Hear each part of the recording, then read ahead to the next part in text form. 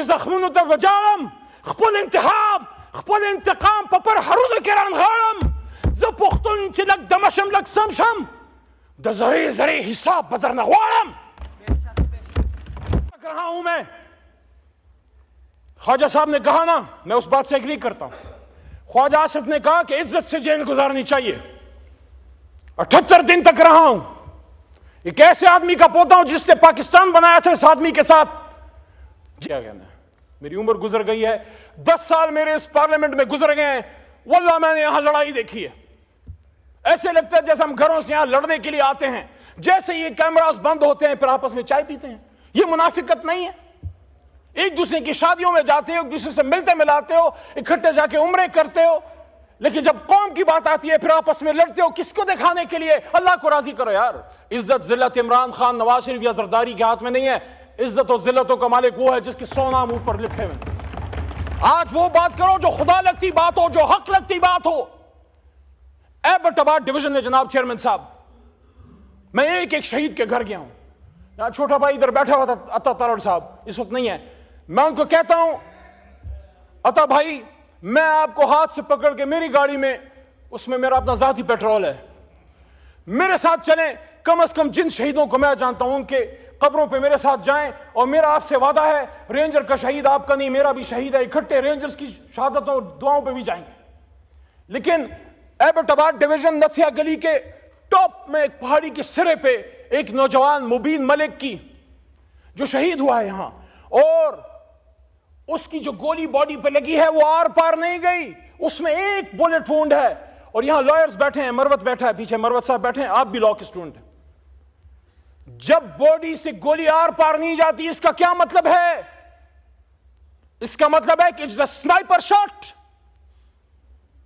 اس کی چھوٹی بچی آیت نور، یقین کریں بہت خوبصورت فرشتے جیسی چھوٹی سی بچی اس کے باپ کے ہاتھ میں تھی، اور اس کی قبر پہ میں بیٹھا اور اس کے باپ کی خالی آنکھیں، کیونکہ اس کا بیٹا یہاں شل پمپ پہ مزدور تھا. کیا گناہ کیا تھا اس نے؟ وہ بھی تو کسی کا بلاول تھا، وہ بھی تو کسی کا قاسم یا سلیمان تھا یا حمزہ تھا. ایبٹ آباد کا عبد القادر، اس کا چھوٹا بیٹا حزب اللہ، رات کے اندھیرے میں جب آگ ہم نے جلائی ان کے گھر میں بیٹھنے کی جگہ نہیں ہے. ایبٹ آباد کی سردی کا آپ کو پتہ ہے، کھلے آسمان تلے آگ جلا کے ہمارے ساتھ وہ بیٹھے ہوئے تھے. اس کا چھوٹا بچہ حزب اللہ جو مدرسے اور اسکول میں پڑھتا ہے سوال کرتا ہے کہ میرا باپ کیوں مرا؟ آرمی پبلک اسکول میں تو دہشت گرد آئے تھے، یہاں کون آیا تھا میرے بھائی؟ یہاں کون آیا تھا؟ پارلیمنٹ کے سامنے لا الہ الا اللہ محمد الرسول اللہ کے سامنے یہاں گولیاں چل رہی تھی. یہاں میں کہا جاتا ہے نہیں مارا تو کس نے مارا؟ Forget about this point that they were the workers of Pakistan Tehreek Insaf. They were Pakistanis, and according to the Constitution of Pakistan, Article 9. Article 9. اور میں اپریشیٹ کرتا ہوں یہاں آج رانا ثناء اللہ نے، رانا صاحب نے اچھی بات کی ہے کہ دونوں طرف جو شہید ہوئے ہیں ان سب کے لیے انا للہ و انا الیہ راجعون پڑھنی چاہیے. میں پڑھ چکا ہوں. یہ دونوں طرف کے نہیں ہیں، یہ ایک طرف کے ہیں. کاش ہم سمجھ پائیں. حضور صلی اللہ علیہ وآلہ وسلم کی حدیث کا مفہوم ہے کہ وقت تم پہ ایسا آئے گا کہ مارنے والا بھی مسلمان اور مرنے والا بھی مسلمان. لیکن میرے بھائیوں، میرے پاکستانیوں، میرے چیئرمین صاحب، آپ خود ایک ایسے صوبے سے ہیں جو ہمیشہ مشکلات کا شکار رہی ہے، ایک ایسے شہر سے ہیں جہاں ہمیشہ خون کی ہولی کھیلی گئی ہے. مجھے جس چیز کا دکھ ہے بطور پاکستانی، آپ سب میرے بھائی ہیں، میرے کسی سے نفرت نہیں ہے.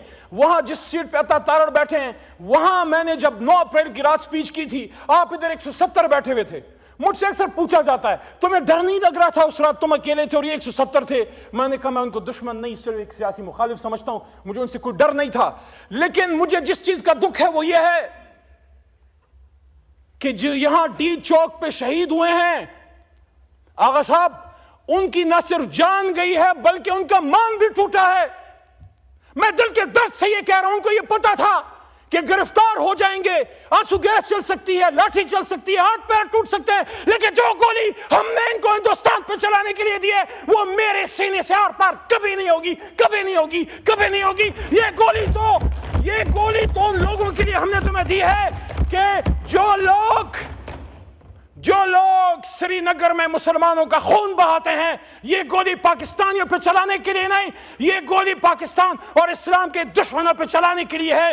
اور آج ہم سے بات کی جاتی ہے کہ بتاؤ हमारे पश्तो में कहते हैं मड़ुम शुमो पड़ुम शुम, मार भी दिया और मैं ही गुनाहगार।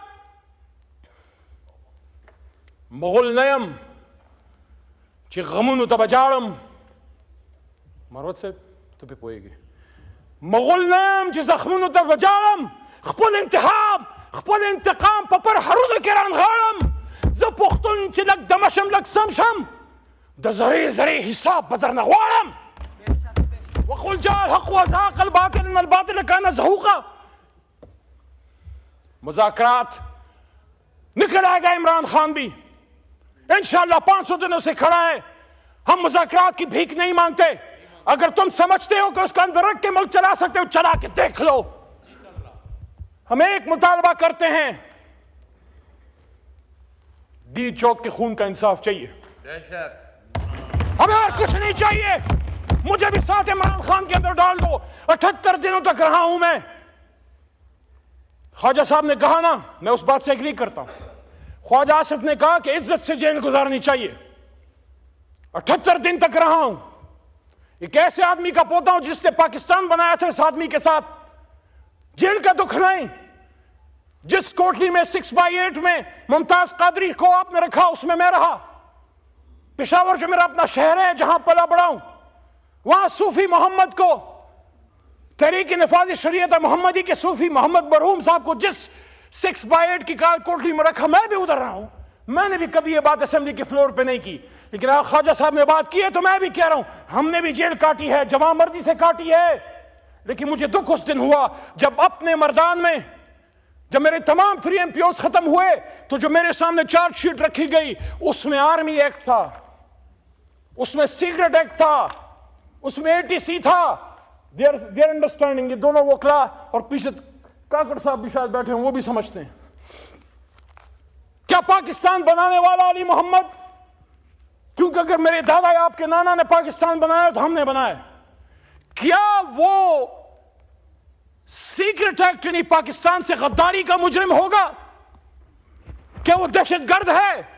वो मर्दान जिसने मुझे 3 बार इज्जत दी, उस वक्त 2 बार पास हुआ था। आपने मुझ पे, मेरे मर्दान में दहशतगर्दी और मुझसे गद्दारी का फतवा लगाया। उसके चंद महीने बाद मर्दान ने मुझे 1 लाख से ज्यादा वोट देके वापस इधर से ऐवान में भेज दिया। देखिए, खुदा लगती बात करें, ये पाकिस्तान मगरिबी पाकिस्तान वालों ने नहीं, मशरिकी पाकिस्तान वालों ने बनाया था, बंगालियों ने बनाया था।